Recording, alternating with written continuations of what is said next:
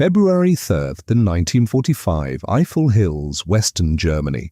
A lonely road cuts through deep snow, past burned farms and dead trees.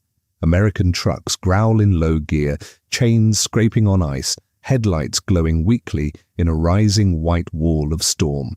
Below one shattered building, 12 German women prisoners huddle in a dark cellar.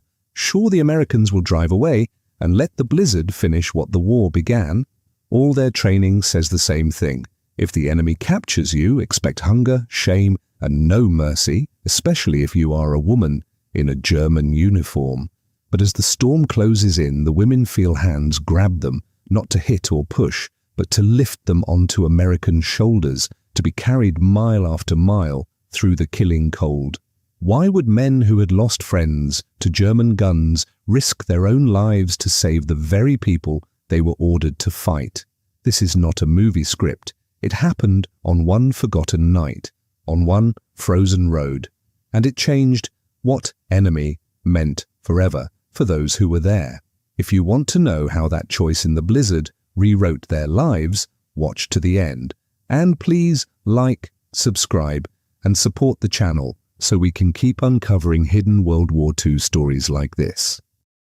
The winter of 1944-45 was the coldest many soldiers had ever known. In the hills of the Eifel, on Germany's western border, snow lay in heavy drifts along broken roads. Wind slid like a knife through torn coats. Even without bullets, men and women froze in their sleep. The big German attack in the Ardennes, the Battle of the Bulge, had failed. In December and January, more than 19,000 American soldiers had died pushing the Germans back. Now, in early February, US units were moving again, step by step, toward the Rhine. For every mile gained, engineers laid down about 500 yards of wire and cleared tons of rubble, turning ruined villages into supply lines. Behind the collapsing German front, confusion ruled. Trains no longer ran on time. Orders arrived late or not at all. Among the stragglers on the roads were women from the Wehrmacht's support units, signals, helpers, clerks, nurses. Many were barely in their 20s. Some had joined the German Women's Auxiliary, the Helferinnen, thinking they would answer phones and type letters in safe cities. Instead, the war had chased them to the front. One group, 12 women in all, marched through the slush outside a small town the Americans called Hildorf. They carried canvas packs and one small medical bag between them. Their boots were thin, their grey uniforms were soaked at the hems. Snow stuck to their wool skirts and to the loose hair that hung from under their field caps. They had been told many things about the enemy. In classes and in loud radio speeches, Nazi instructors said that if Americans ever captured German women, they would shame them, starve them, maybe worse. Surrender, they were warned, was not only cowardly, it was a kind of death of the soul. Yet the war around them did not match those stories. They saw German officers driving past in trucks while they walked. They heard that in the last month, more than 100,000 German soldiers had been taken prisoner in the West alone. Some had been marched to the rear without being shot, which was not what propaganda had promised. One of the women, Anna, kept a small notebook in her coat. Years later, her son would read her words aloud to a historian. "We were more afraid of the cold than of the enemy by then," she had written. "The snow did not care if you were German or American. It took the weak all the same. The cold was everywhere. Breath came out in white clouds. The inside of the women's gloves stayed damp. When they found a half-burned shed, they broke off blackened boards and tried to start a fire. The wood hissed and spat. Smoke stung their eyes and clung to their hair. For a few minutes, they felt heat on their faces. Then the wind took that too. The paradox was simple and cruel. They wore the uniform of a regime that spoke of greatness and victory, yet they were hungry, freezing, and alone. The Third Reich still filled the airwaves with talk of secret weapons and final triumph. On the ground, 12 women shuffled along a ruined lane, trading a crust of bread that had to last for 2 days. Overhead, American planes moved east. In January 1945, Allied bombers had dropped over 40,000 tons of bombs on Germany in a single month. The women heard the distant thunder but could not see the bombers through the low clouds. They only saw the results: smashed bridges, smoking rail yards, and villages with more walls missing than standing. At night, the sounds changed. No more engines in the sky, only the distant thump of artillery and the closer creak of frozen trees. Sometimes there was a sharp crack as a branch, heavy with ice, snapped and fell. In the dark, it sounded like rifle fire, and the women flinched. One night, crammed into the cellar of a half-ruined schoolhouse, they listened to the wind outside and to each other's breathing. The air smelled of damp plaster, burned wood, and unwashed bodies. They had one small stove and only a little coal. They argued quietly about whether to keep the fire going or save fuel for the next day. In the end, they let it burn low. Sleep, when it came, was thin and full of bad dreams. "We were told we must never fall into enemy hands," Anna wrote. "But there, in that cellar, I began to think perhaps the enemy could not be worse than this." Beyond the town, American patrols were closing in, moving from farm to farm, house to house, counting prisoners and checking cellars for hidden weapons. They had weather reports in their pockets, temperatures dropping, snow coming, a blizzard likely within 24 hours. The roads would soon be deadly. The paths of the shivering German women and the tired American soldiers were about to cross, just as the worst storm of the month rolled over the Eifel hills. At first light, the Americans came into Hildorf. Their boots rang on broken cobblestones. Tanks and trucks growled between half-ruined houses. The air smelled of diesel, smoke, and wet stone. A rifle platoon from an infantry regiment moved ahead of the vehicles, checking doors and cellars. In this sector, US First Army had taken more than 10,000 prisoners in the last 2 weeks. Most surrendered without a fight. A few still hid and shot from windows. Sergeant Tom Miller led one squad toward the old schoolhouse. Glass crunched under his boots. A blackboard leaned against a cracked wall, chalk dust mixed with plaster. Somewhere below he heard a faint cough. He signaled for quiet. The men stopped. Only the ticking of a distant engine and the soft hiss of falling snow broke the silence. Miller eased the cellar door open. A wave of cold, damp air hit his face, carrying the smell of coal smoke and unwashed bodies. Flashlights cut through the dark. 12 pale faces turned toward the light. Women, thin and grey with exhaustion, blinked and tried to stand. Some raised their hands at once. One clutched a Red Cross armband to her chest like a shield. For a second, both sides simply stared. The Americans had expected maybe a sniper or a rear guard. The women had expected men with hard faces and hard hands. Instead, there was a moment of shared surprise. One of the women tried to speak. "Bitte, wir sind Sanitäterinnen," she said. "Medics?" Her voice cracked. Another, Anna, later wrote, "I thought, this is the end. Now they will do all the things we were warned about." Miller did not understand German, but he saw no weapons, only fear and thin coats. "They're auxiliaries," said Corporal Diaz, the medic, pointing to the armband. "They're half frozen." His breath steamed in the beam of his own flashlight.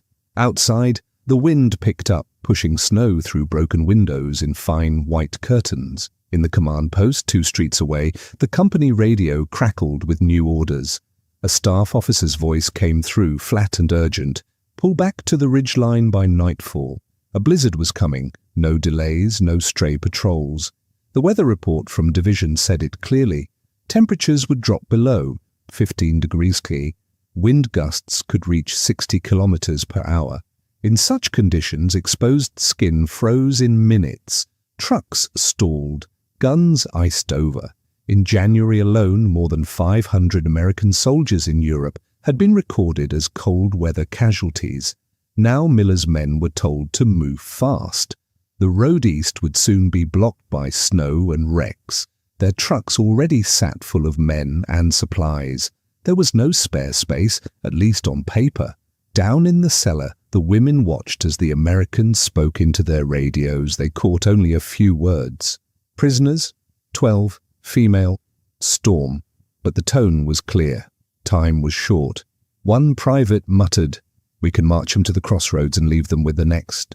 outfit. Another said nothing, but stared at the women's feet. 3 of them had boots so worn that bare toes peeked through holes, purple from cold. Anna wrote, "I waited for them to decide which of us could walk and which would be left. We were enemy soldiers after all, even if we did not feel like soldiers." Here was the sharp contrast on the map. These 12 women were just numbers, POWs to be moved from one report column to another. In the cellar, they shivered, coughed, and wiped smoke from their eyes. The war machine saw statistics. The men saw human being. Lieutenant Harris, the platoon leader, came down the stairs, ducking under a broken beam. Snowflakes swirled in behind him. He felt the cold like a hand on the back of his neck. "We've got to clear this town and fall back," he told Miller. "Trucks are packed. Roads are turning to ice." Miller looked from his officer to the women. "Sir, some of them can't walk a mile, let alone 5, he said quietly. Diaz nodded.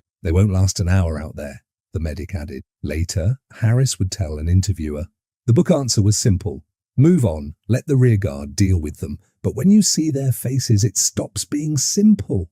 They brought the women out of the cellar one by one. The grey sky pressed low over the village. Snow pricked at cheeks and lashes. Engines idled, sending up clouds of exhaust that smelled oily and bitter but promised movement and warmth. A few women could walk, limping, using each other's arms for balance. Others could barely stand. One collapsed as soon as she reached the street, her legs folding under her. Diaz checked her pulse with gloved fingers, feeling the slow, weak beat. Above them, white clouds gathered, thicker by the minute. The first true gusts of the coming storm shoved at men and women alike, making them stagger. Somewhere behind the lines, officers counted miles and hours. Here, at the edge of Hildorf, a small group of soldiers had to decide what those numbers meant for the lives in front of them. The storm was almost on them, and with it came a choice between following orders and following conscience. Snow thickened over Hildorf as men and women waited at the edge of the village. Engines idled, metal ticking as it cooled. The air was sharp with exhaust, cold iron, and the faint smell of burned wood drifting from ruined houses. Lieutenant Harris stood by the lead truck, radio handset pressed to his ear. A voice from battalion repeated the same message. Pull back to the ridge before dark. No delays. The line had to move. Artillery and fuel were already calculated for the next position. Mile by mile, each 2 ton truck was packed. Regulations said a truck could carry about 25 fully equipped soldiers. Today, most carried closer to 30, plus crates of ammunition and fuel can. There was no line in the manual for add a dozen half-frozen enemy women. Sergeant Miller and the medic Diaz walked slowly down the row of prisoners. Snow squeaked under their boots. They checked hands and faces for white, numb patches of frostbite. Out of 12 German women, they judged 4 completely unable to walk far. 3 more could stand only with help. Diaz pulled off one glove and touched a bare foot where the boot sole had split. The skin felt like cold wax. "She won't make a kilometre," he said quietly. "Not in this." A private nearby shifted his rifle. "We can't carry them all," he muttered. "We can't even fit them in the trucks. Orders say move, Sarge." That was the heart of the problem. On paper, war was neat. Arrows on maps, blocks of numbers, plans written in clean ink. In reality, it looked like this. Shivering women with blue lips and tired men trying to match orders to conscience, while icy wind tried to push everyone off the road. Later, Harris would tell an army historian, "The legal answer was simple. Leave them in a house, report their location, let the rear units pick them up if they could. But when I looked at them, I knew rear units wouldn't get through that storm in time." Anna noticed the men's faces as they spoke. They argued among themselves. She wrote, "One pointed to our feet and shook his head. Another looked at the sky. I did not understand the words, but I understood that our lives were being weighed." The paradox cut deep. These women had worn the uniform of a state that boasted of hardness and sacrifice. Now in the snow, it was the enemy who had to decide how much their lives were worth. Harris called his sergeants close. Snowflakes clung to his eyebrows. His breath came in short, white bursts. "Battalion wants us on that ridge before night," he said. "Trucks can take the walking ones. That's maybe 5. That leaves 7 who can't handle the march. Miller stared back. Sir, if we leave them and that storm hits like they say, they're done, he answered. We've already taken more than 200 prisoners this week. I'm not about to start choosing who freezes. For a moment, no one spoke. Wind hissed through the bare branches over the road. From inside, one truck, a radio played a faint swing tune, thin and strange in the winter air. We could stay with them, Diaz suggested. Small group, march on foot, carry the worst off the road if we have to, catch up tomorrow. Harris did the quick math in his head. Holding back a squad meant fewer rifles at the next line. It meant men he knew by name, Miller, Diaz, Jenkins, O'Reilly, would be out in the open when the storm came. It was risk, plain and simple, but there was another kind of risk, one no report would show. If they walked away now, they would remember these faces for the rest of their lives. I didn't want to explain to my grandchildren someday that I left girls in a ditch because the weather was bad, he said years later. War's ugly, but it doesn't excuse everything. Finally, he spoke. We're not abandoning them, he said. Trucks take the ones who can walk, plus a couple of the lighter cases. Miller, you take a squad and the rest of the prisoners. You'll march behind the column. If they can't walk, you carry them. A private blurted, Sir, that's 7 miles in this. Will be ice by dark. Harris met his eyes. Then you move faster, he said, though he knew they could not. Softer, he added. No one gets left to die in a ditch. Not on my watch. That's an order. Anna remembered one American stepping closer and miming lifting something on his back. He pointed to me, then to his own shoulders, she wrote. Only then did I understand. They would not leave us, even the weakest ones. The decision rippled down the line. Men loosened their packs, shifted gear, glanced at the women they would soon be carrying. The trucks began to roll, chains clanking on the ice, taillights glowing red through the first thick curtains of snow. At the rear, Miller's small group and the 7 weakest prisoners stepped off the road and into the white fields, where there was no shelter between Hildorf and the distant ridge, only wind, drifting snow, and a long, hard walk. Then the storm closed in, and talk gave way to action. The storm came fast. One moment, Miller's small group could still see the red glow of truck lights ahead. The next, the world turned white. Snow blew sideways, thick as smoke. The road, the ditches, the fields, everything vanished under a moving curtain of ice. They tied a rope around each person's waist. American, German, American, German. Miller went in front, Diaz in the middle, another sergeant at the rear. The wind pushed at their chests and grabbed at the rope, trying to tear the line apart. The air hurt to breathe. At 15 degrees C with wind gusts of 60 kilometers per hour, the cold sliced through coats and into bone. The soldiers knew the numbers. That winter, more than 11,000 American troops in Europe would suffer frostbite or trench foot. Cold was an enemy as real as any German gunner. 2 of the German women could not stand at all. Miller crouched and let one climb onto his back. She was light, maybe 45 kilos, but in the deep snow she felt twice that.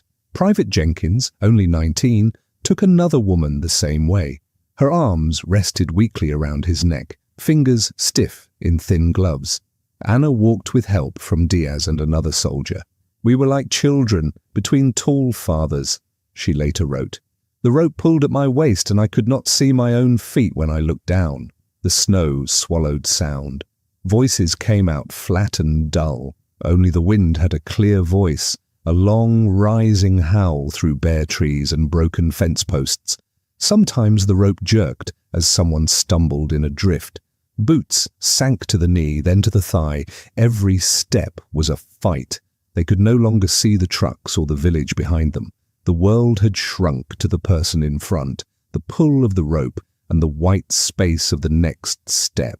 Jenkins slipped first. His foot found a hidden ditch, and he went down hard on one knee, his prisoner crashing into the snow beside him. For a few seconds, both lay still. Diaz felt the rope go slack and shouted, his words torn away by the wind. Miller stopped, and the whole line bunched up. I can't feel my hands, Jenkins gasped when they dragged him up. His lips were pale, his breath shallow. Diaz grabbed his chin, looked into his eyes. "You're feeling them enough to complain?" the medic answered. "That means you keep moving." Anna felt guilt heavy in her chest. "I wanted to tell the young man to leave me," she wrote. "I was the enemy. Why should he freeze for me?" But I had no words in English, only my eyes. The paradox was sharp. These men had been trained for years to kill Germans. Some had lost friends in the Hurtgen forest, only a few dozen kilometers away, where 33,000 Americans were killed or wounded.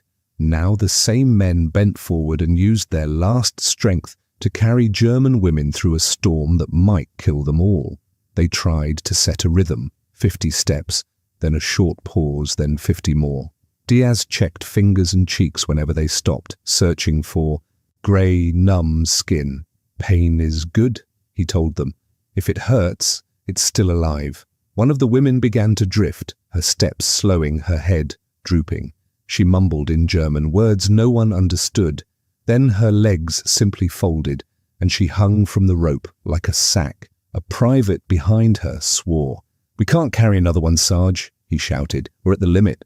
Miller looked back through the swirling snow. He saw a young face, lips blue, eyes half closed. He thought of his own sister back in Ohio, just a year younger. "We're not leaving her," he said.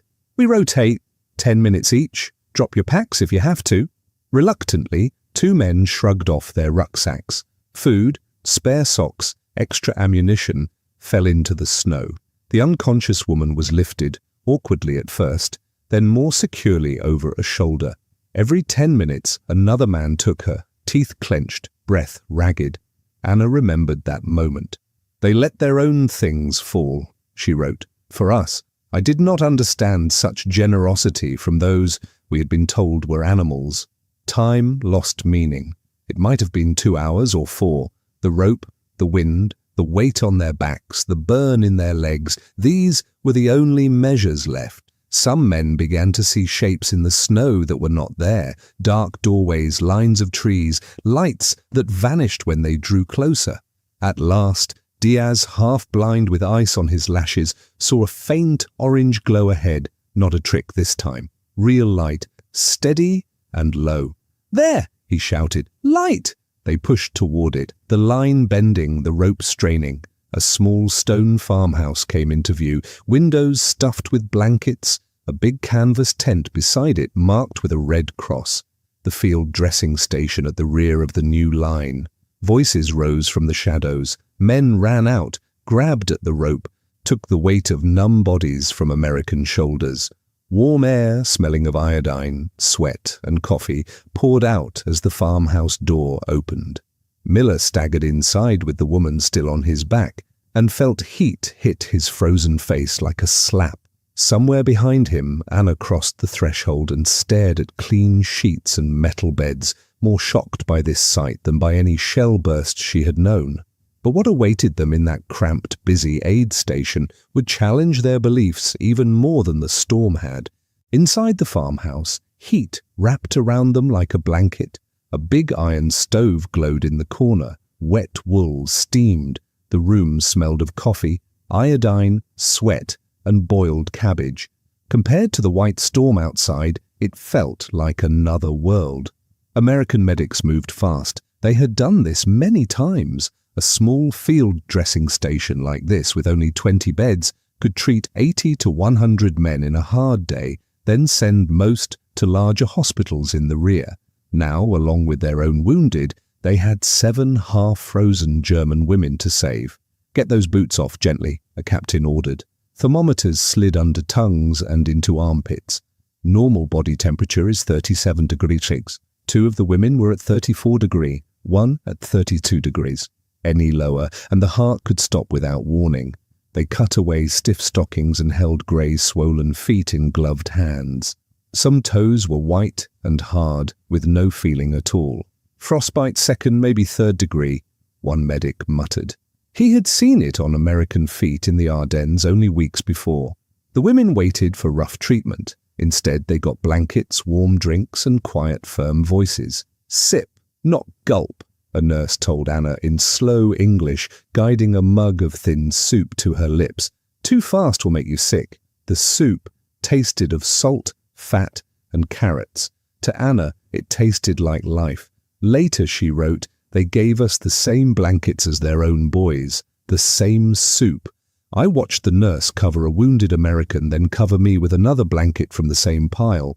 The sameness broke something in my heart. The paradox was painful and clear. For years, German radio had shouted that Americans were brutal and greedy, that they would starve and shame German prisoners. Yet here, American hands checked pulses, shared coffee, and spoke softly, while outside the storm howled without mercy. In one corner, metal shelves held stacks of rations. A standard US field ration then provided about 3,500 calories a day, canned meat, biscuits, chocolate, sugar. German soldiers at the end of the war often lived on less than 1,500 calories, thin soup, black bread, sometimes only potatoes. One nurse, no more than 20, stared at the shelves with wide eyes. "So much food just waiting," she whispered in German. "We fought such a rich enemy." The Americans were just as shaken, in a different way. After the crisis eased, Miller sat on a crate near the stove, boots off, socks steaming. Jenkins rubbed his numb hands, still feeling the ghost weight of the woman he had carried. "Think they'd have done the same for us?" one private asked. His voice was tired, not bitter, more like a real question than a complaint. Diaz shrugged. "Maybe, maybe not," he said. "Doesn't matter. We did what we did so we can sleep at night, not because of what they would do." Miller listened, staring at the floorboards.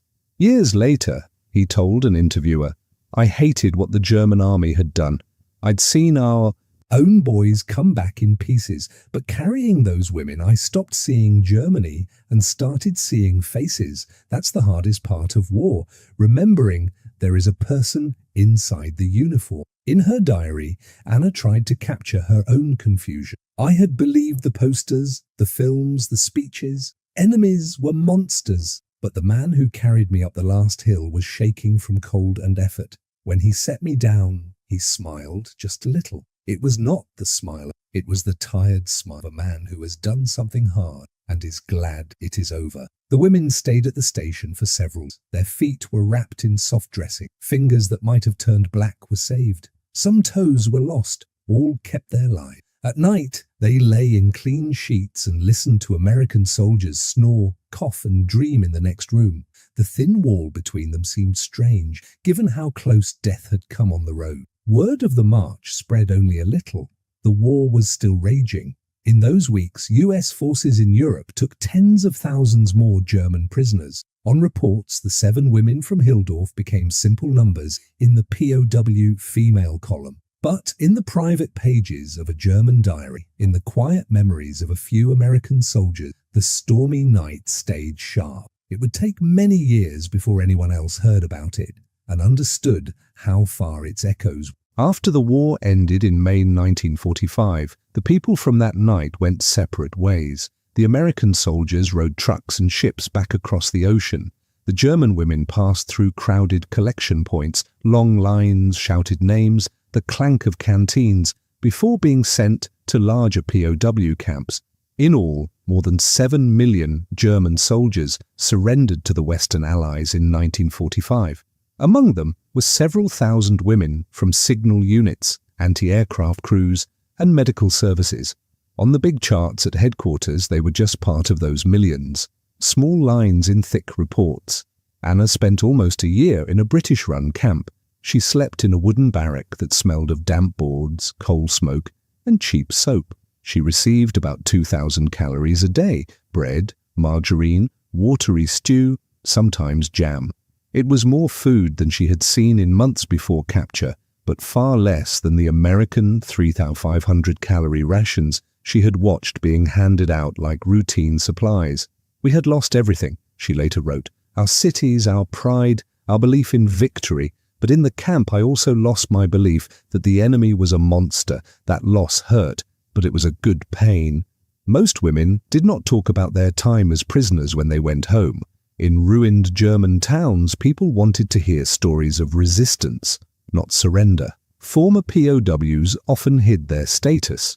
Anna married, raised children in a small flat that always smelled of boiled potatoes and laundry, and put her thin diary on a high shelf. In America, Miller, Diaz, and the others also tried to live normal lives. They joined the millions of veterans who returned. Between 1945 and 1946, more than 8 million US service members in all. They worked in factories, studied on the GI Bill, taught school, fixed cars. When they spoke of the war, they talked about big battles, not a single night in a blizzard, with 7 German women. Only in old age did some of them sit down with tape recorders and patient interviewers. A retired teacher named Miller, hands spotted with age, described the march. "We were supposed to be the conquerors," he said, his voice rough on the old tape. "But out there in the snow carrying those girls, I felt more like a student. I was learning what kind of man I wanted to be." That line captured the main paradox. They had come as conquerors. They left as students. Decades later, a young German scholar looking into women's roles in the Wehrmacht came across Anna's diary in a family box. The paper smelled of dust and old ink. The tight handwriting told of propaganda lessons, of hunger, of fear, and finally, of American arms lifting her out of the snow. Across the ocean, an American grad student listened to Miller's taped words in a quiet archive room, the machine whirring softly. She checked his unit's records and found a brief note in a February 1945 report. Escorted 7 female POWs to rear aid station in extreme weather, all delivered. Alive. Just one line among many pages of figures. Taken together, numbers, diary, tape, these pieces formed a clear picture. A small act, almost lost in a huge war, had crossed borders and generations. Anna's children grew up hearing that Americans had saved their mother's feet and her life. Miller's grandchildren learned that their grandfather had once dropped his pack in the snow so he could carry an enemy. "Because they carried us, I could later carry my own children," Anna wrote to a historian shortly before she died. This is how mercy moves through time. One night in the snow becomes many lives afterward. Nations rebuilt. Enemies became trade partners and allies. West Germany, and later a united Germany, stood beside the United States in new alliances. The big reasons for that are found in politics, money, and strategy. But there is also a quieter reason written between the lines, thousands of small encounters where people chose to act humanely, even when they did not have to. In the end, the lesson from that stormy march is simple but hard. Real strength is not only in guns, tanks, or plans. It is in the moment when a tired soldier decides to carry someone he has been told is not worth saving. In the long view of history, the blizzard near Hildorf was just one night, involving a few soldiers and 7 women. Yet it showed a truth that big speeches and posters often hide. Propaganda said enemies were less than human. Reality said they shivered, stumbled, and hoped just like anyone else. Those Americans could have followed the easy path and left their prisoners to the storm. Instead, they chose the harder road, one step at a time through ice and wind, until warmth and light waited ahead. Because of that choice, lives continued, families were built, and stories were told on both sides of the ocean. In the end, a nation's greatest power is not only in its weapons, but in its will to remember that even an enemy is still a person.